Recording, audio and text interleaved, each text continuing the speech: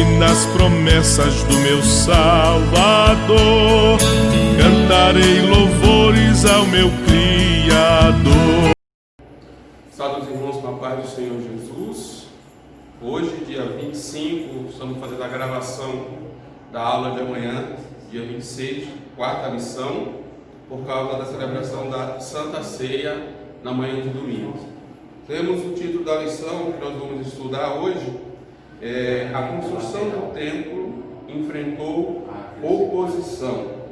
O texto áureo se encontra em Neemias capítulo 4, versículo 6, que nos diz assim: assim edificamos o muro, e todo o muro se cerrou até sua metade, porque o coração do povo se inclinava a trabalhar. A verdade prática nos diz assim: se confiarmos verdadeiramente em Deus, venceremos todas as resistências do maligno. A leitura bíblica em classe se encontra no livro de Esdras, capítulo 4, versículo 9, 7, 9, 11 ao 13, 15, 16 e 21 ao 24. Para nós termos uma dinâmica um pouco melhor sobre a aula, eu irei estar lendo o capítulo 4 de Esdras, do versículo 1 ao versículo 24, que nos diz assim: ouvindo, pois, os adversários de Judá e Benjamim, que os que tornaram do cativeiro edificavam o templo ao Senhor, Deus de Israel, chegaram-se a Zorobabel e aos chefes dos pais e disseram-lhes: deixa-nos edificar convosco, porque como vós buscaremos a vosso Deus, como também já lhes sacrificamos desde os dias de Esar-Hadon, rei da Assíria, que nos mandou vir para aqui. Porém, Zorobabel e Jesua e os outros chefes dos pais de Israel lhes disseram: não convém que vós e nós edifiquemos casa a nosso Deus, mas nós sós a edificaremos ao Senhor, Deus de Israel, como nos ordenou o rei Ciro, rei da Pérsia. Todavia, o povo da terra debilitava as mãos do povo de Judá, inquietava-os no edificar, e alugaram contra eles conselheiros que frustraram o seu plano todos os dias de Ciro, rei da Pérsia, até o reinado de Dário, rei da Pérsia. E sob o reinado de Assuero, no princípio do seu reinado, escreveram uma acusação contra os habitantes de Judá e de Jerusalém. E nos dias de Artaxerxes escreveu Bislão, Mitredate, Tabeel e os outros da sua companhia a Artaxerxes, rei da Pérsia. E a carta estava escrita em caracteres aramaicos e na língua siriaca.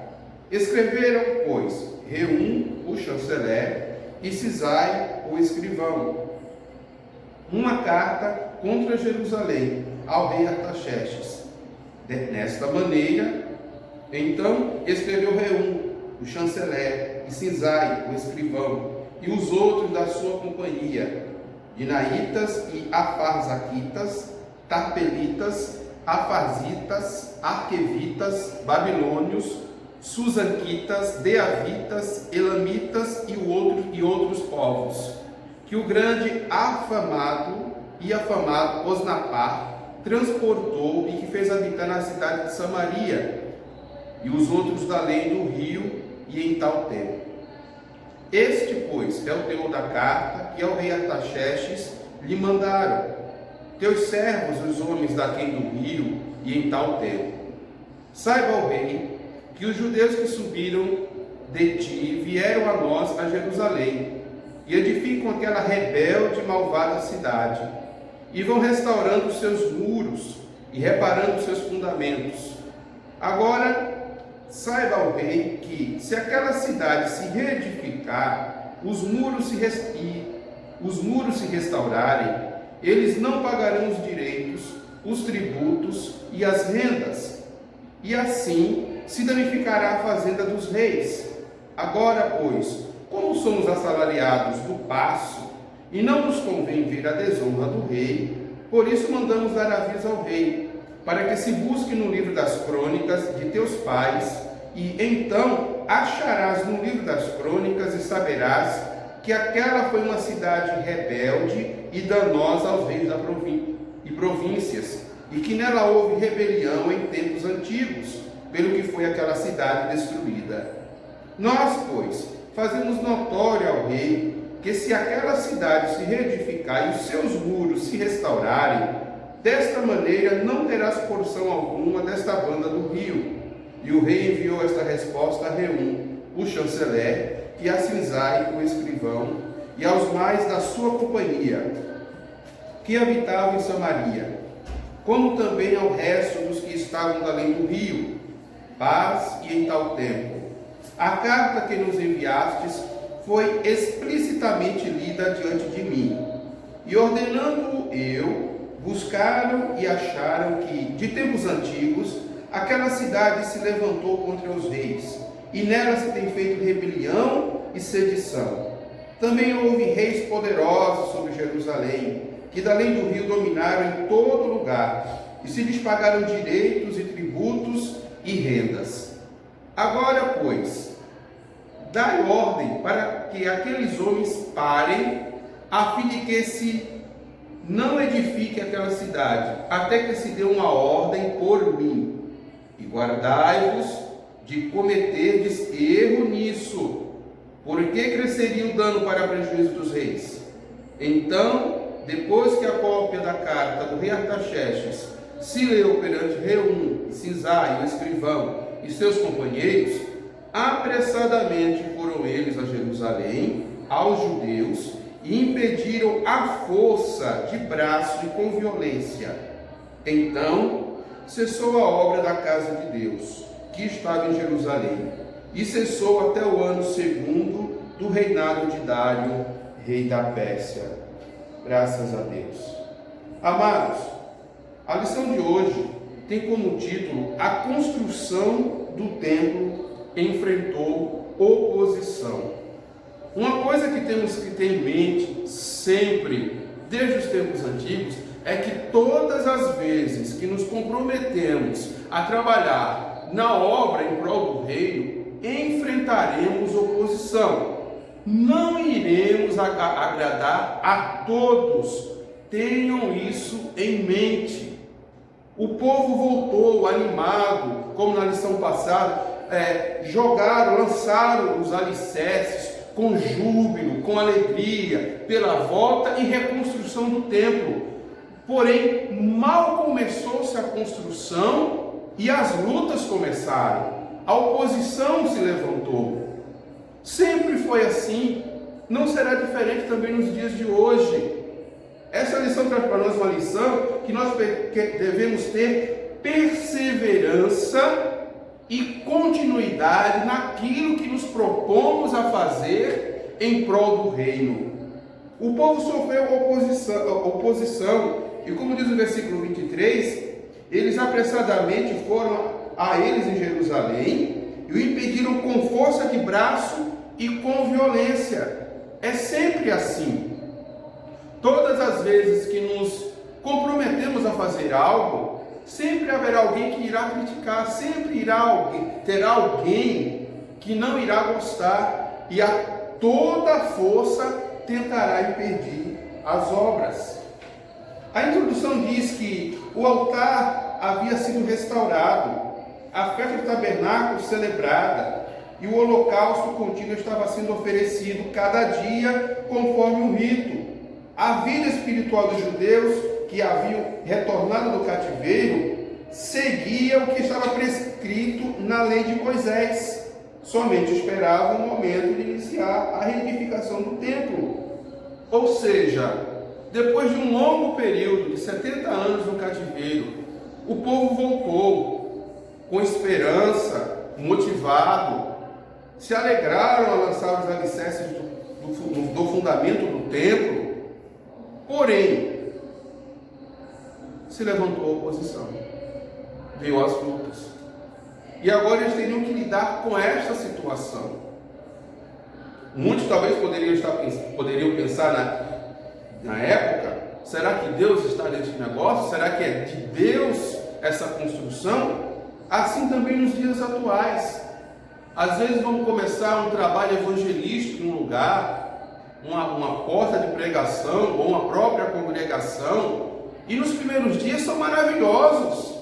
A alegria por mais uma porta, uma casa de oração que foi aberta, mas depois de uma semana ou no máximo um mês, começa a vir as dificuldades. É o vizinho que reclama do barulho, é os membros mesmo que estão ali, que não estão gostando do dirigente ou de quem está à frente do trabalho. Isso é normal.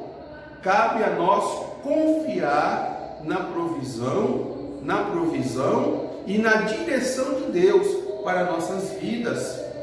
Todo trabalho tem dificuldade. Não iremos agradar a todos, mas temos que permanecer confiantes em Deus. Os judeus voltaram, jubilaram, o holocausto contínuo já tinha sido restaurado, os holocaustos, as ofertas queimadas, mas veio agora uma dificuldade. O povo que até então, que foi transportado para aquele ambiente, agora se opôs. Eles tentaram, de certa forma, querer ajudar na construção do templo. Mas se nós olharmos e atentarmos, nós vamos ver que aquele povo era idólatra, era uma mistura de gente. Eles serviam aos seus deuses e ao Deus de Israel. Mais adiante nós vamos ver nesta lição como isso se deu, e temos que estar preparados para enfrentar este tipo de oposição na obra do Senhor. O tópico primeiro diz: os alicerces do templo são lançados. Depois que os materiais para a construção do templo chegaram segundo a concessão feita pelo rei Ciro da Pérsia, Zorobabel, os que haviam voltado do cativeiro, lançaram os alicerces do templo. Todos apresentavam muita animação para o trabalho. Sim, os primeiros dias são maravilhosos, são festivos, são esperançosos. Olhamos para um horizonte distante, diante daqui, de tudo que está sendo realizado, mas esquecemos que cada dia é o seu dia. Uma construção, acontece muita coisa no decorrer dela. Quebra de material, falta de material, falta de mão de obra, mau tempo. Isso tudo faz parte de uma construção. E talvez o povo se esqueceu disso.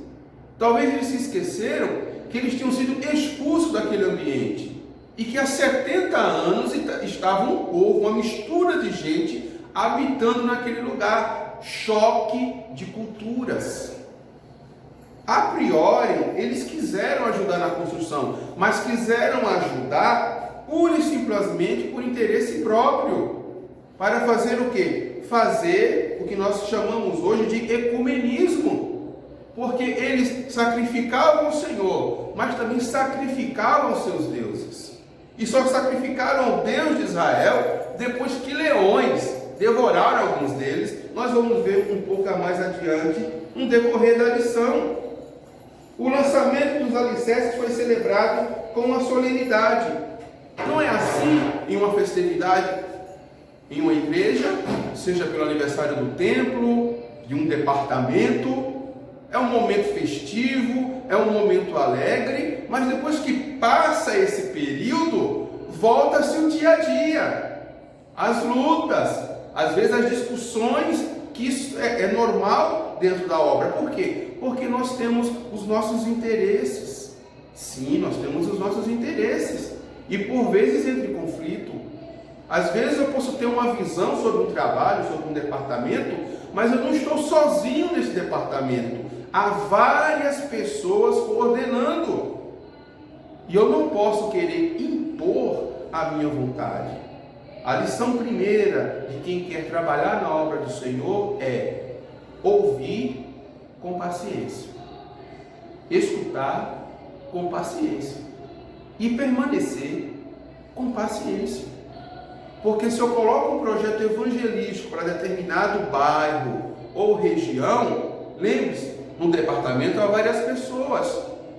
Alguns vão achar dificuldade, olha, é melhor trabalhar desta forma, é melhor empenharmos desta forma o trabalho evangelístico. E eu vou ter que ouvir e, por vezes, acatar essa ajuda, essa opinião, essa, como eu já falei em aulas passadas, crítica construtiva. É aquela que vê a falha, mas provê o quê? O acerto.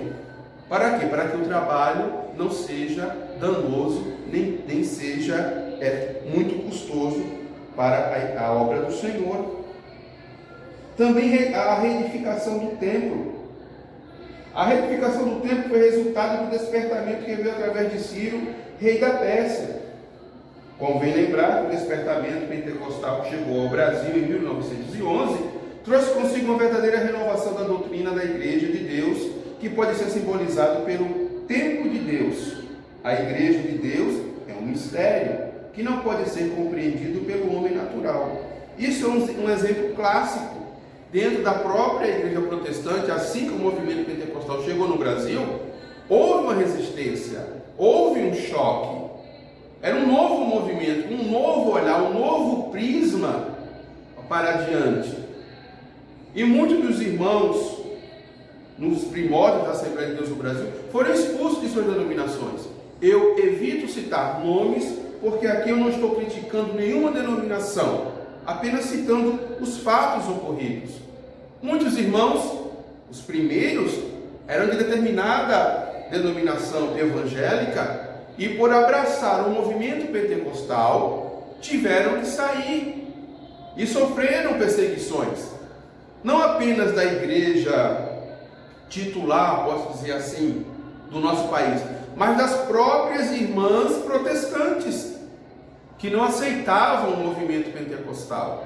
Veja, começou muito bem na Rua Azusa, fervoroso, não é isso? Batismo com o Espírito Santo, dons ministeriais, a obra missionária teve uma expansão extraordinária, mas veja, assim que chegou, muito alegres, mas já se começou o quê?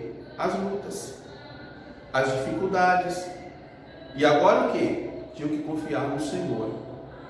O povo de Israel deveria confiar no Senhor, na sua provisão, na sua providência, porque lutas na obra do reino sempre irá ter enquanto estivermos aqui. Como já disse no início da aula, não iremos agradar a todos. Temos que ter essa consciência. Há pessoas que enxergam de um jeito a obra de Deus, outras enxergam de outro, e nós temos o quê? Que com paciência ouvir, ver e tomar a decisão mais acertada, para que haja menos atrito possível. Começou muito bom, o povo voltou. O rei Ciro, que havia dado o decreto para voltarem, forneceu os materiais. O povo chegou, os materiais chegaram, lançaram os alicerces. Agora começava a construção e se levantou o quê? A oposição, a luta dos povos que até então foram transportados para o lugar dos israelitas ali. E começou-se o quê? Uma luta ferrenha. Nós vemos aqui no versículo 5, se não me falha a memória, isso vem no versículo 5 de Esdras 4, versículo 5, que nós lemos. Todavia, o povo da terra que havia sido transportado debilitava as mãos do povo de Judá e inquietava-os no edificar. Como se isso já não fosse o suficiente, eles alugaram contra eles conselheiros para frustrarem o seu plano todos os dias de Ciro, rei da Pérsia, até o reinado de Dário, rei da Pérsia. Veja, eles passaram por períodos de lutas, e a luta não era só contra eles. Eles foram ao rei, mandaram carta, alugaram conselheiros, e eles tinham que lidar com esta pressão, com esta situação. Mas tudo isso para nós nos faz lembrar do seguinte ponto: o Espírito Santo é quem faz a obra na vida do cristão. E é o Espírito Santo que salienta que Jesus, em pessoa, é que edifica a sua igreja. Salientar, distinguir. Nós temos que distinguir que quem nos ajuda, quem nos assessora, quem nos direciona é Cristo. Louvado seja Deus. Nunca somos nós. Tudo para Cristo. O Espírito Santo nos salienta, ele distingue, ele destaca, olha, tudo que você for fazer, faça para Jesus, com Jesus, em Jesus. Nunca por você, em você, com você. Se quisermos fazer algo para a obra, com as nossas mãos, com nossa força, fracassaremos. Nós não iremos aguentar a pressão. Sempre foi assim. O Espírito Santo também quer o quê? Quer gerar um sentimento de reverência. Tem que haver um sentimento de reverência, ou seja, submissão e obediência total a Deus. É Ele que edifica a sua igreja. Gerar denota o quê? Crescer, se desenvolver, amadurecer. E tudo isso leva tempo. E muitos de nós não estamos preparados para lidar com o tempo. É um ponto muito crucial em uma construção, em um avivamento, em um despertamento. Tempo. Há um tempo para todas as coisas.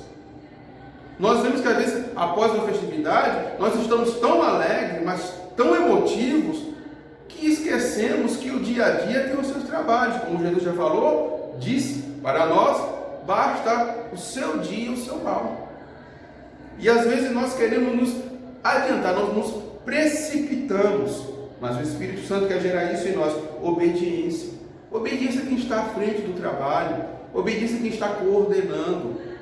Nós temos que ser humildes e acatar a ordenança das pessoas que Deus colocou à nossa frente. Nós não podemos fazer do nosso jeito.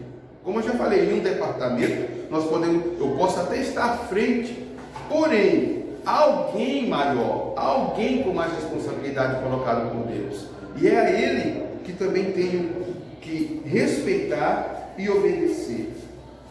O Espírito Santo também quer adestrar. O que é adestrar? Ensinar, doutrinar, disciplinar. Como isso também é difícil no dia de hoje? Porque as pessoas não querem, primeiro, distinguir que é Cristo que vai adiante de sua igreja.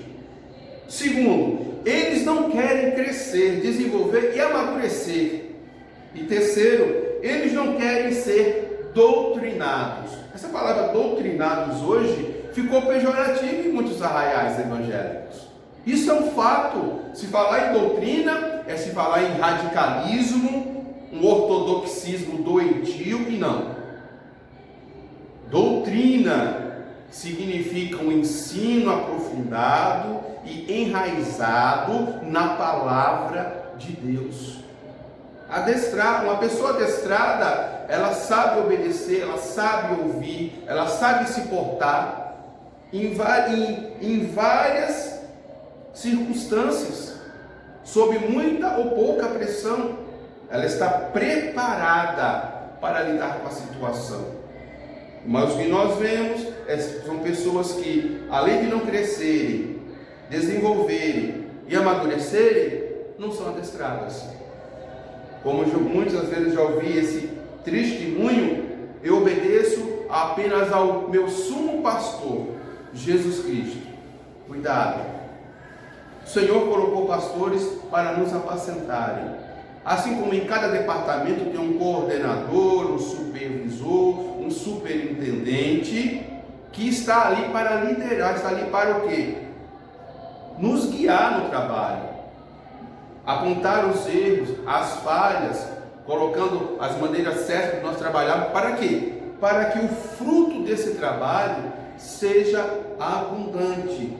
Mas para isso, como eu já falei em lições passadas, temos que dar liberdade para que o Espírito Santo do Senhor possa trabalhar em nossas vidas.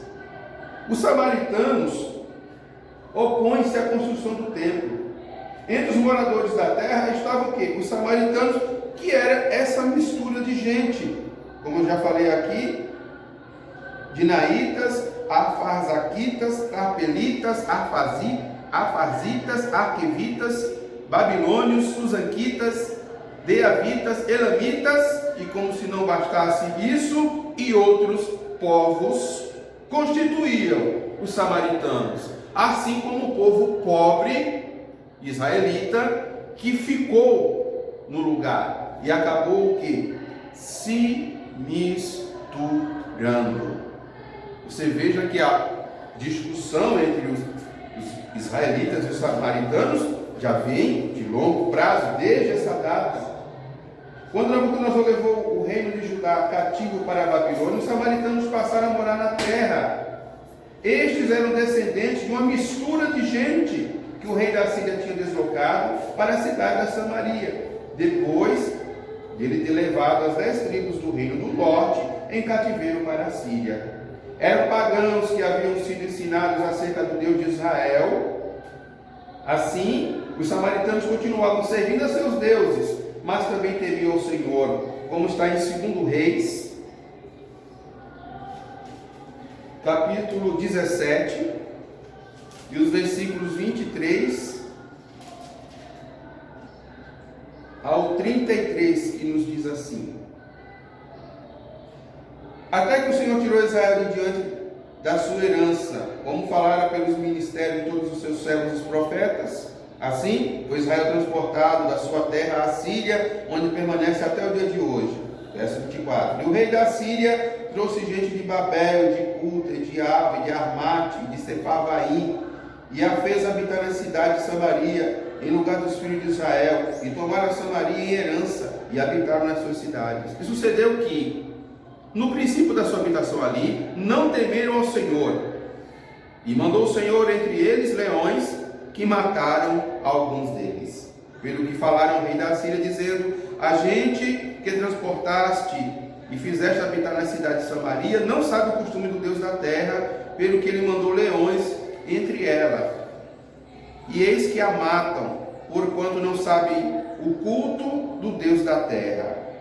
Então o rei da Síria mandou dizer: levai ali um dos sacerdotes que transportastes de lá, que ele vai e habite lá, e lhes ensine o costume do Deus da terra. Veio, pois, um dos sacerdotes que transportaram de Samaria e habitou em Betel, e lhes ensinou como deviam temer ao Senhor. Veja, eles não sabiam o costume do Deus da terra, mas a questão não era o costume, era o temor ao Senhor. É isso que deve haver entre nós, o temor do Senhor, não o costume. Porém, cada nação fez os seus deuses e os puseram nas casas dos altos que os samaritanos fizeram, cada nação nas suas cidades nas quais habitavam. E os de Babel fizeram Sucote e Benote, e os de Cuta fizeram Nergal, e os de Amate fizeram Azima, e os aveus fizeram Nibas e Tartaque, e os sefarvitas queimavam seus filhos no fogo Adrameleque e Anameleque, Deus de Sefarvaim, coisa que Deus proibiu os israelitas, de queimarem seus filhos a Moloque. Isso está bem lá no Pentateuco.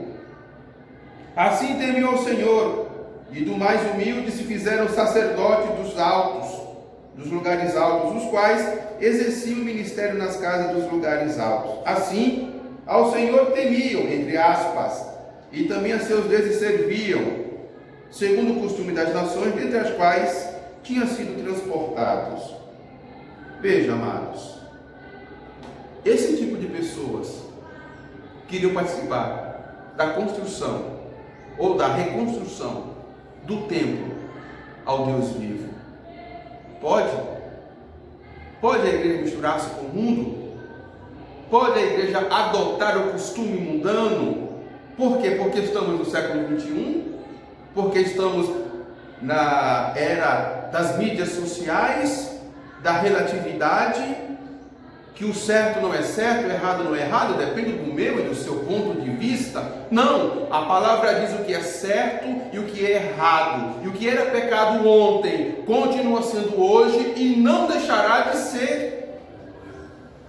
Esse é um fato inegociável da igreja, ponto. Devemos ter coragem de enfrentar essas pessoas em nosso meio, que vêm com seus vícios, com as suas idolatrias, com as suas feitiçarias e tentam nos impor. Nós seguimos a doutrina bíblica, nós seguimos a lei do nosso Deus, que hoje é para nós, a igreja do Senhor, a lei da graça. A graça não aboliu essas coisas. Não idolatramos, não temos imagens, não aceitamos feitiçarias. Não. Nós servimos a um Deus vivo que fala e que se move entre o seu povo e no seu povo, porque somos templo e morada do Espírito Santo do Senhor. Esse povo tentou reconstruir. Reconstruir por quê? Porque reconstruindo o templo, eles poderiam reivindicar um altar aos seus deuses pagãos. Reconstruindo o templo com os israelitas, eles podiam reivindicar o direito a cultuar os seus demônios, sim, os teus demônios na casa do Senhor. Os israelitas pagaram um preço alto.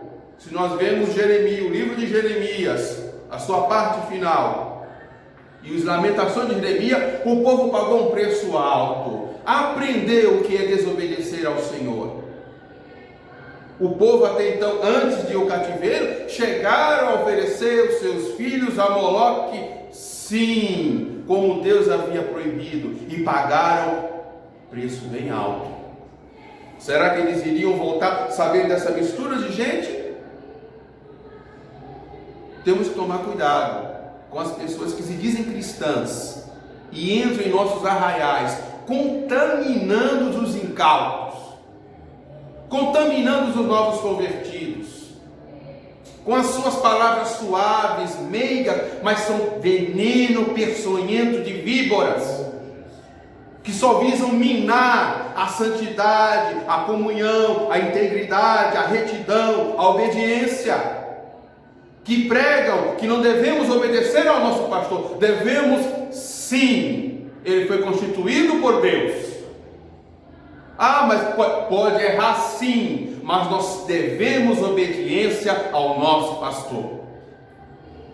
É preciso ter coragem para falar isso em redes sociais hoje, porque se fala em direitos dentro da igreja.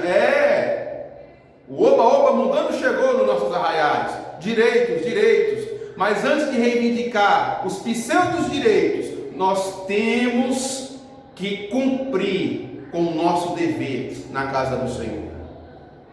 Dízimos e ofertas, orações, adoração, serviço. Será que estamos dispostos a cumprir nossos deveres? Obedecer quando o pastor diz não? Está contente com sim, com não? Não é hoje, sempre já houve alguns embates, infelizmente, mas é um testemunho pessoal. Poucas pessoas entendem, mas se alguém convida-me a cooperar em um ministério do qual eu não faço parte, primeiramente eu peço permissão ao meu pastor, se eu posso ir ou não.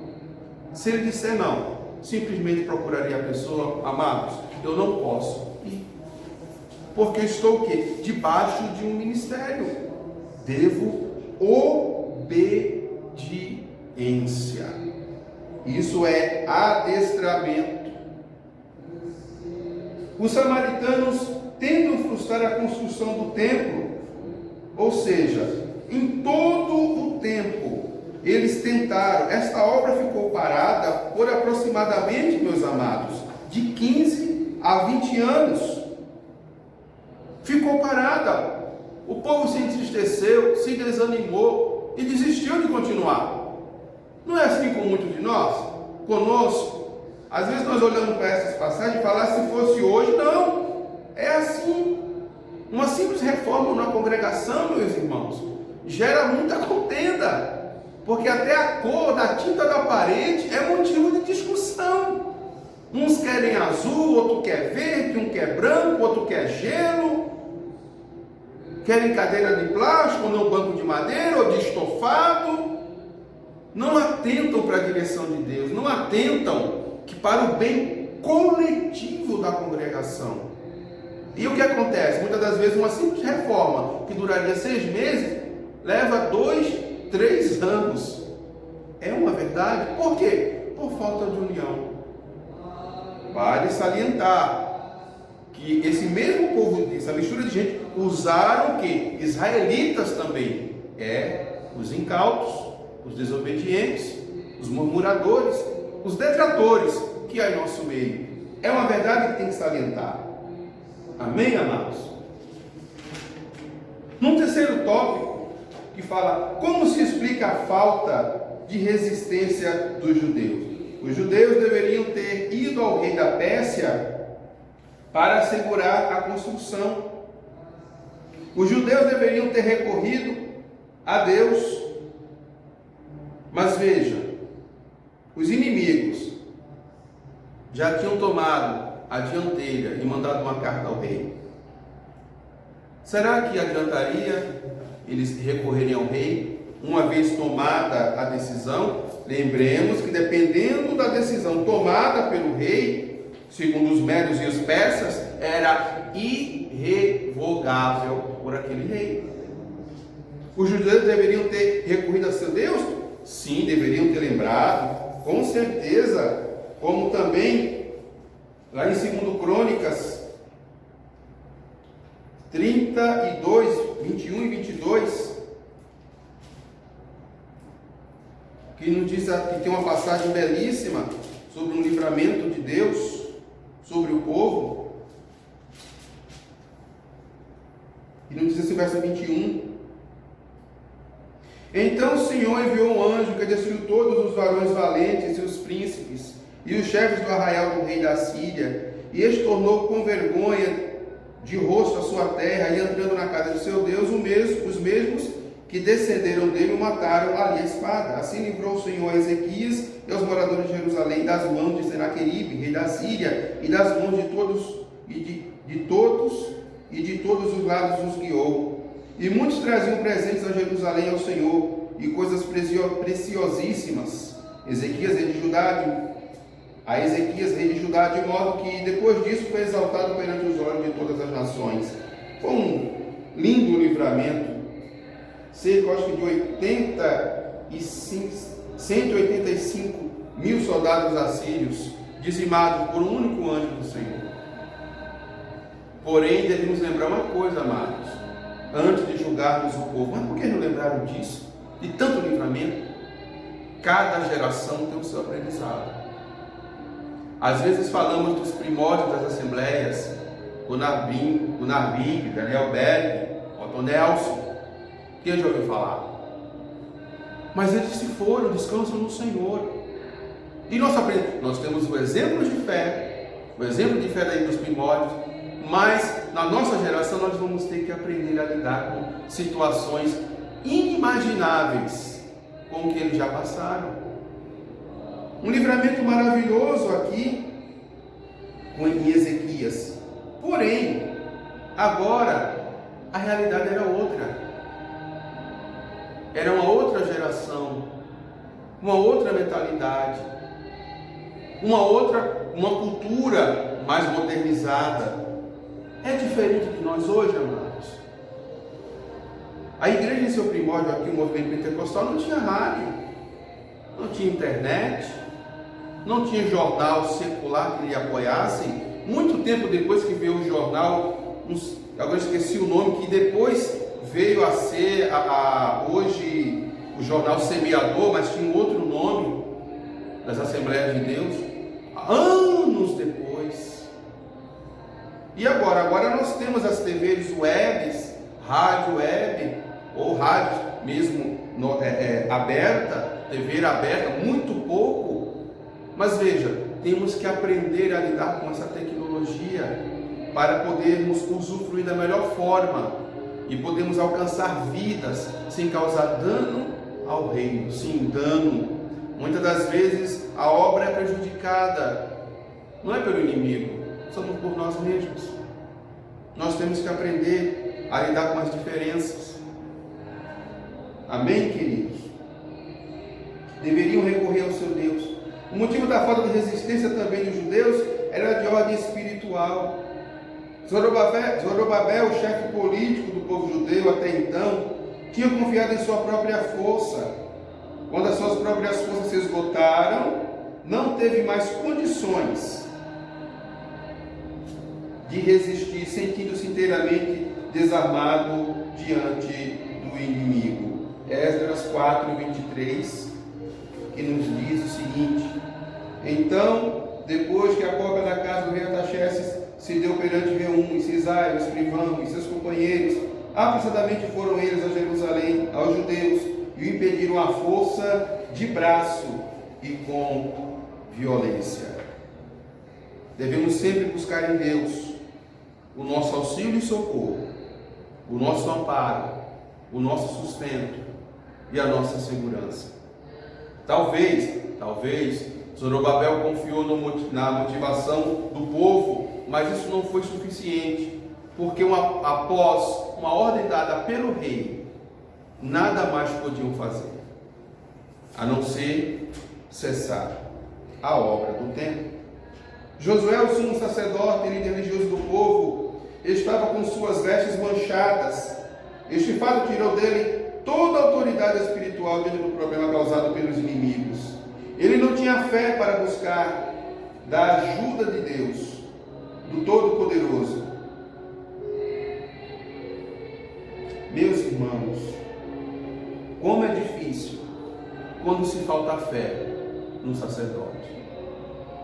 Mas tem algo muito mais crônico aqui em Esdras.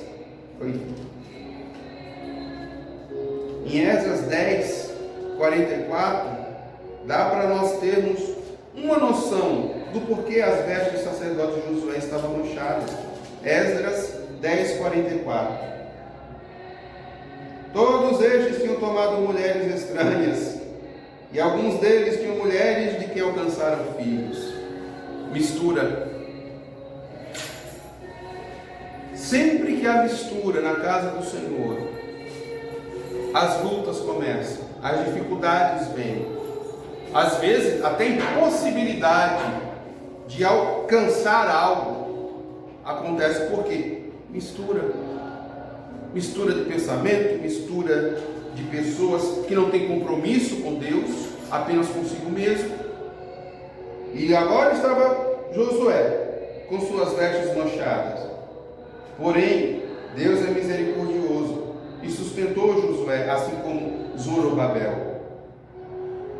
Muitas das vezes a falta da nossa resistência ao ataque do inimigo é espiritual, porque falta de oração, falta de comprometimento, falta de obediência, falta de direção de Deus na vida. Tomamos atitudes com nossos próprios esforços, nossa própria força, e lá vamos nós em situações difíceis. Deus só tem compromisso com quem tem compromisso com Ele, meus irmãos. E falar isso parece uma utopia, um radical, mas é a verdade. Quantas igrejas hoje se dizendo igreja do Senhor, mas de Senhor só tem só o nome? São samaritanos, são avazaquitas, com suas superstições, suas feitiçarias, mesclada com a palavra de Deus. O nosso compromisso é com Deus vivo, com Deus onipotente. Amém, amados? E o quarto tópico nos diz que a reação dos samaritanos quando os judeus cessaram a obra. Como é difícil, irmãos, quando não almejamos o bem tão desejado. Eles queriam a construção do templo, já estavam sacrificando, mas queriam sacrificar no templo. O povo em geral tinha desde o início da construção acompanhado o trabalho com simpatia. Os judeus trabalhavam com muito entusiasmo e com muita união. União, meus irmãos. Você quer ver um trabalho na igreja prosperar, união nos departamentos, todos unidos. Vai ver algum atrito? Vai, irmãos, são várias personalidades. Tem umas pessoas mais frívolas, outras mais melancólicas, outras mais iracundas, é normal, faz parte, mas nós temos que canalizar isso da melhor forma possível em prol do crescimento do reino. O povo estava unido, porém isso não era o suficiente. O povo tinha ouvido falar de que o Deus do céu estava do lado dos judeus, ajudando-os. E agora? Onde estava o seu Deus? Pois é, irmãos, Deus às vezes não, Ele permite que as lutas venham para testar a nossa fé no intuito não de reprovar, mas que possamos aprender a andar com Deus. As lutas vieram. Quantas das vezes, às vezes, congregações são fechadas? Sim, em vários lugares já ouvi isso. Ou ponto de pregação, ou um trabalho evangelístico que começou tão bem e de repente findou.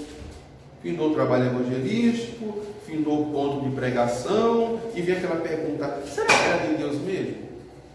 A questão não é a pergunta, será que era de Deus mesmo? A pergunta é: será que estávamos obedecendo a Deus diligentemente? Será que estávamos deixando Deus nos guiar? Será que estávamos confiando em Deus ou na nossa força?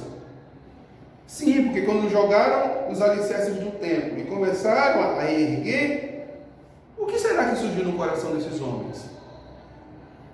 Assim somos nós.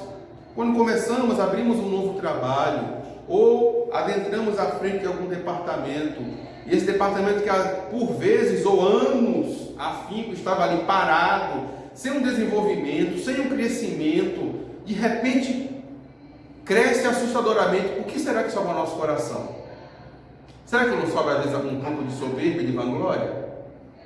Vaidade? Olha, enquanto eu não estava à frente, não estava andando no departamento, mas depois que eu cheguei, rapaz, modernizou tudo. Aí Deus começa a suscitar o quê? As confusões dentro do departamento. Pessoas que muitas das vezes não aceitavam eu ou você à frente do trabalho, aceitou, como a gente fala, a princípio, mas depois que viu que, olha, ele não tem tanto talento, ele não tem tanta estrutura, ele não tem tanto conhecimento, eu posso usurpar, e começa as lutas. Por quê? Porque depende do que suscitou no meu e no teu coração, quando viu o quê? Não a obra prosperar, mas Deus prosperando a sua obra em nós. Muitas das vezes, a alegria dos samaritanos, os inimigos dos judeus regozijavam-se grandemente. Sim, meus irmãos, o inimigo, quando nos vê parado, se regozija. Quantas pessoas debocharam, riram, desdenharam das igrejas em nossa nação, quando as portas fecharam-se parcialmente. Eu digo parcialmente, porque os atendimentos de aconselhamento continuou e os cultos online aflorou assim abundantemente. Virou motivo de chacota, dízimos, ofertas, desdém. E agora, quero ver onde é que eles vão arranjar dinheiro. Nada disso, continuamos adorando ao nosso Deus, ao nosso Senhor. Deus é tão maravilhoso, amados. Deus é tão maravilhoso, que antes de tudo isso, Ele proveu todo o suporte necessário para que muitos ministérios pudessem adquirir equipamentos e suas TVs e rádios webs. Veja, o tiro do inimigo foi no pé. Ele fechou a igreja, mas as redes sociais estão abertas. E aqui estamos nós hoje. Hoje é sábado, essa lição agora é domingo, mas está sendo gravada hoje, sábado, no sábado, por causa da ceia, e será colocado o quê? Na TV web. Deus preparando as ferramentas. Mas nós temos que ficar soberbos? Não. Vangloriosos? Não. Vaidosos? Não. Apenas agradecer a Deus pela dádiva nos dada. Agradecer a Deus. Graças ao Senhor, Ele nos forneceu o que nós precisávamos para atravessar esse período nebuloso de tantas lutas, de tantas privações. Irmãos que por causa do risco, por causa de algumas doenças genéricas que tem, que não pode sair, podem assistir em casa, tranquilos, os cultos. Ah, irmão, mas o círculo de oração não tem mais. Tem toda terça, toda quinta, culto online. E se não me falha a memória, os irmãos aqui que estão atrás da câmera, algumas pessoas que quiserem vir, respeitando, podem vir presencialmente, continuar assistindo em casa, Deus preparando as ferramentas. O que é isso?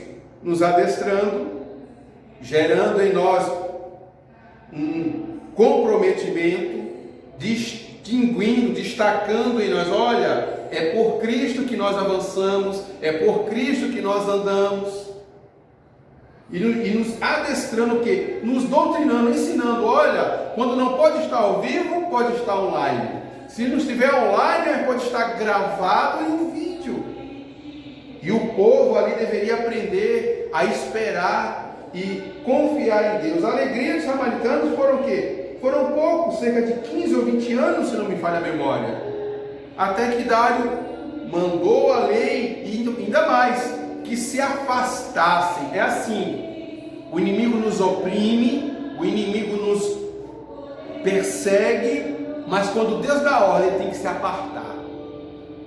Se aparta, deixa o povo erguer o templo, deixa o povo trabalhar. É assim.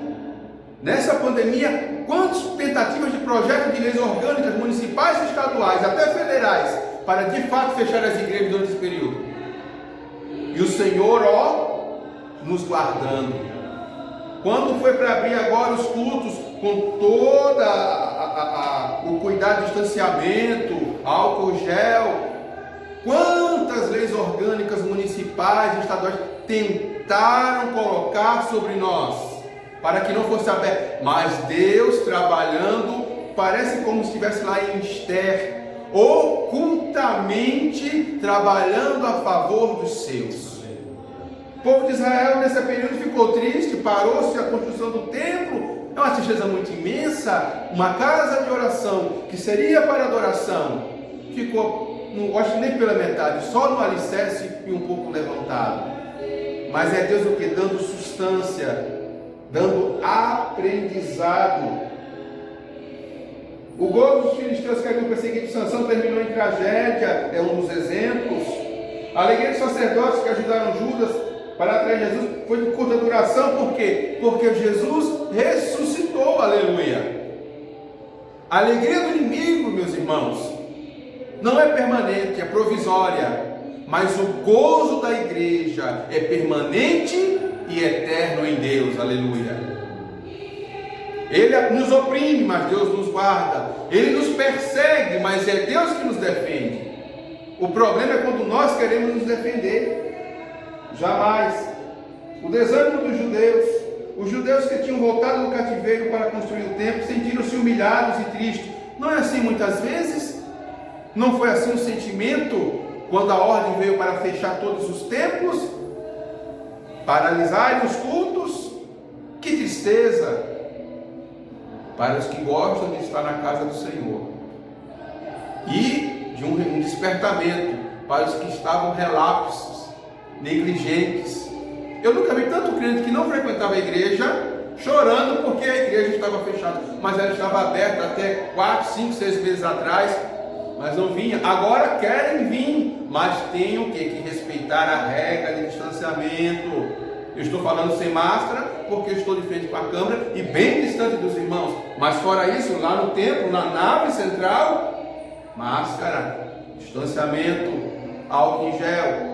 É um pouco trabalhoso? É um pouco incômodo? Sim, mas não nos impede e nem nos proíbe de glorificar, exaltar e adorar o nome do Senhor, aleluia. Os judeus estavam desanimados, não podiam mais, eles não podiam construir, mas poderiam continuar o quê? Sacrificando no altar, porque o altar foi refeito. Amados, o inimigo pode tirar uma coisa de nós, mas não tira tudo. Ele pode tirar a liberdade de estarmos com a cara limpa no templo para louvarmos a Deus, mas mesmo com máscara, continuamos a louvar a Deus com o mesmo gozo na alma, a mesma alegria, a mesma satisfação e com mais motivação.